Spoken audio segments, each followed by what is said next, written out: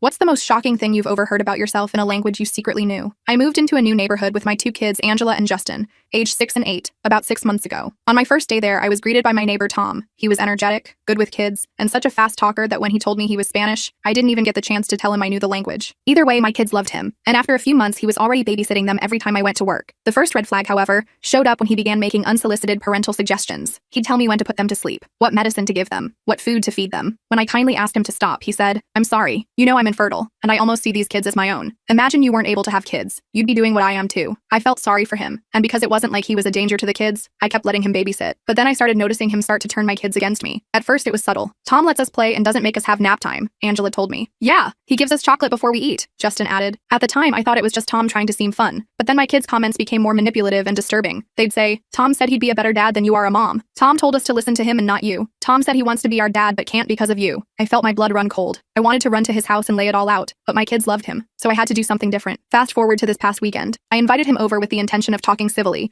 and setting clear boundaries, and even went as far as preparing dinner and cleaning the house to make the environment as welcoming as possible. I never planned to tell my kids Tom was coming, but they overheard me talking about it while they were supposed to be sleeping. They got so excited, and when the day came, they kept telling me not to ruin it or make Tom angry at us. As soon as Tom walked in, he kneeled down to hug my kids as they ran up to him. He spent a whole minute making funny faces with them, but then he stood up, and as soon as our eyes met, I felt his energy shift. I invited him to come sit down at the dinner table, but he declined, asking if he could sit on the couch instead so the kids could sit on his lap. I told him the conversation I needed to have with him wasn't appropriate for Angela and Justin. He smiled and said that's nonsense, sarcastically asking me what kind of mother would force their kids to their room. He then looked at them and asked if they wanted to stay here. "Uncle Tom's right," Angela yelled. "We want to stay with him." I felt myself breaking. I wanted to just put my foot down and yell, but I couldn't, because every time I tried, Tom would steer the conversation in a way that used my own kids against me. We ended up just watching a cartoon the kids loved, and the whole time, Tom would just flash this creepy smile at me almost as if he had won. I remember it's while that was going on that he got a phone call. He stopped ruffling Dustin's hair and excused himself to the hallway and picked up. I couldn't hear it too well at first, but I recognized that he was speaking Spanish. He still didn't know I spoke it, and when I heard him sarcastically mention the kids, my blood ran cold. I stood up and casually made my way over to the sink, pretending to get a glass of water, and because the door separating the kitchen and the hallway was closed, I subtly pressed my ear against it and listened in further. What I heard made my body shake and my legs go jelly. Tom was on the phone with his friend, sarcastically mocking me and mentioning how well his plan was going. He said, "Just a few more months before they're mine." He then laughed. "I've already turned them against her. Now I just have to do something to one of them and frame her. Before she knows it, CPS will be at her door, taking her kids away for neglect. And guess who they'll want to be taken in by? That's right, me, and only me." I wanted to throw up. And to make matters worse, that's not all he said. Children are so easy to manipulate. Just offer them a surprise, say you're disappointed in them if they don't comply, and they'll tell you anything you want. I went back to the couch, face pale and fists clenched. My thoughts raced at a million miles per house, and when Tom came back out a minute later, smiling like nothing was wrong, I smiled back, because I had thought of something. And when he comes home from work tomorrow, he's gonna get the surprise of a lifetime. The full story is on the channel, link below.